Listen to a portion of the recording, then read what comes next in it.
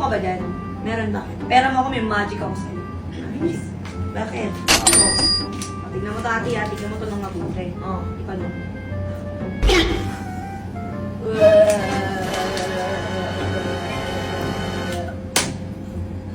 Wala!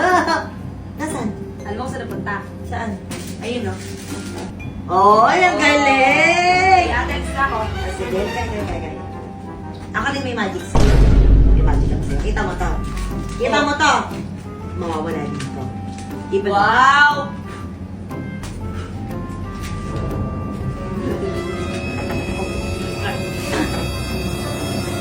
Alam mo na saan? Saan? Eto. Oh, galing ka na! Galing ko talaga. Totoo bang wala ka daw honor?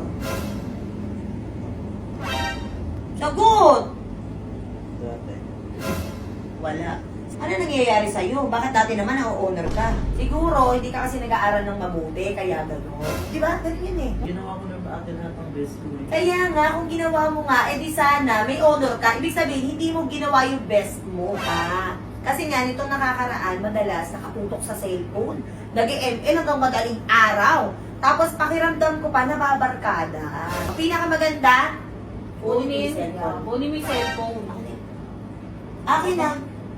Siguro nga may girlfriend kaya napapabayaan na yung pag-aaral. Doon na siya nakafocus. Eh di, ang maganda palang gawin, pag-intay na natin. Tama. Diba? Hindi ka nahihiya. Kami mga ate mo, kami magkakapatid, gumraduate kami na may honor, tapos ikaw lang wala. Ay, huwag mo ko iyakan. Diba? Umiyak na siya. Ay! This is Ate Aya with my kapatid and my bestie. At ngayong araw, kung mapapansin nyo, bakit kami na naman magkakasama? Siyempre, alam nyo yan, pagkasama ko yung bestie ko, meron na namang kalokohang magaganap. Dahil itong nakakaraang araw, puro sa ilin nyo lagi nating napaprank, di ba? Kawawa naman. So, napag-isip-isip ko, bakit hindi naman si Adrian? At kung mapapansin nyo rin, kulang kami. Oo, kasi si Elaine, pinasama ko siya sa Kuya Yuki niya, may inaasikaso sila dahil nagpaplano kami magtayo ng isa pang business. So, anyway, ayun na nga. Balik tayo kay Adrian. Kasi naisip kong i-prank naman si Adrian. Si Adrian naman, kawawa naman si Elaine. At ang naisip ko prank, kasi itong nakakaraang araw, nai-stress siya. Kasi wala daw siyang honor. Hindi siya na-honor, di ba? Oo, kasi nasanay siya dun sa dati niyang school. Lagi siyang honor, ganun. So, na-stress siya ngayon kasi wala siyang honor. At, ang gagawin natin, lalo natin siyang stressin. Di ba? At ang gagawin natin prank is, maghihinto ka na sa pag-aaral prank. Hindi naman natin pasasamain yung loob niya. Siyempre, bibigyan din natin siya ng reward. Kasi hindi naman talaga natin, kumbaga, hindi natin hinihiling sa kanila na yung honor-honor na yan. Di ba? Kasi it's just a number. Yes, ang importante dito is yung mag-aral sila ng mabuti at makapagtapos sila ng pag-aaral at bahala sila sa buhay nila. Ganun lang yun. Meron tayong reward na ibibigay. Magkano ibibigay natin reward? Pakita mo. 5,000 pesos. Yes! At for sure, matutuwa naman din yan. Pero paiyakin muna natin. Hindi pwede yung agad-agad makukuha niya yung ganyan. Okay? So, ano bang hinihintay? Let's go!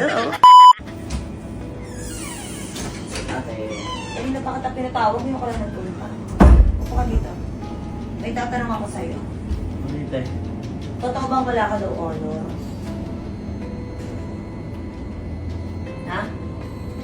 Sagot! Wala. Siguro hindi ka nag-aaral ng mabuti. Buti pa si Elaine, may honor na yun. No? Ano nangyayari sa'yo? Bakit dati naman na-honor ka? Siguro, hindi ka kasi nag-aaral ng mabuti, kaya gano'n. Di ba? Ganun yun eh. Kaya kung ginawa ko naman lahat ng best ko, hindi pa ba ito yun, no?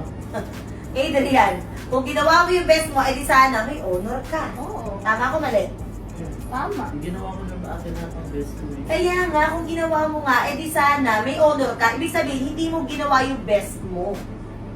Bakit naman si Elaine may honor? Kaya, Diba? Bakit si Syra may honor? Ikaw wala. Kasi nga, nitong nakakaraan, madalas nakaputok sa cellphone. Nag-ML hanggang madaling araw. Tapos pakiramdam ko pa, nababarkada. Tama ko mali? Tama ko mali? tama. Nababarkada yan, kaya ganyan yan. Siguro nga, nababarkada, kaya ganon. Ang pinakamaganda, Kunin cellphone. mo yung cellphone. Akin na. Masama pa yata loob mo. Ha? Masama ba yung loob mo, Adrian? Masama loob mo? Hindi. Pero nakasimangot. Oo. Siguro ate, may girlfriend yan. Oo. Feeling ko din eh. Siguro nga may girlfriend kaya napapabayaan na yung Oo. pag-aaral. Doon na siya nakafocus. Hindi na sa pag-aaral. Oo, sa girlfriend na. Eh di, ang maganda pa lang gawin, paghintayin na natin. Oo. Tama. Diba? Patulungin na lang natin dito sa business. Total, ganun lang naman din. Walang ginagawa, hindi nakakatulong. O ganun na lang ang gawin natin. Ano bakit? Tatanong ka pa kung bakit. O, di mo pinagbubuti yung pag-aaral mo, wala kang honor. Hindi ka nahihiya. Kami mga ate mo, kami magkakapatid, gumraduate kami na may honor, tapos ikaw lang wala. Grabe naman to. Kaya nga. Diba? Kasi hindi yung pinagbubutihan. Puro lang siya barkada, puro lang siya girlfriend. Cellphone. Cellphone. Pagbantayin mo na lang ngayon ng business. Oo, parang naman may ano siya, may tulong man lang siya. Oo. Ano, hindi ka nasusunod masama loob mo? Ha? Masama loob mo? Ay, huwag mo ko iyakan. Yun na lang gawin natin para at least kahit pa paano makatulong ka. Mag-stop ka na sa pag-aaral, tumulong ka sa negosyo. Puti, wag. Ang ate, wag. Sorry ate kung ano, kung hindi ko ginawa talaga yung pinaka-best ko. Sorry kung hindi ako kasi talino yun. Sorry kung nagbubulak-bulak ako sa tingin niyo. Nagbubulak-bulak ako kasi talaga. Hindi naman din, pero ayun yung tingin niyo sa akin.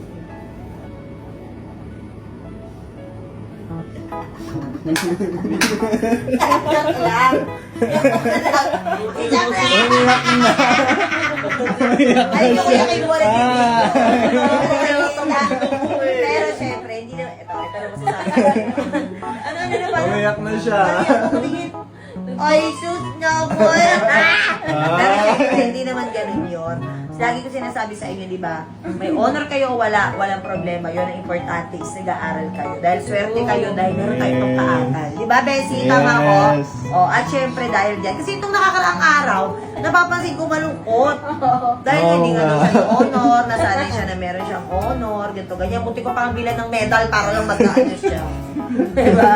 Pero hindi naman sa ganun lang. Gusto ko lang makapagtapos kayo, mag-aral kayo na mabuti, makapagtapos kayo ng pag-aaral at bahala na kayo kung anong gusto nyo gawin sa buhay. Yun yun. Tama. At dahil malungkot ka, ako binusa ka yata. Asan na? Asan na? Binusa mo pa yata.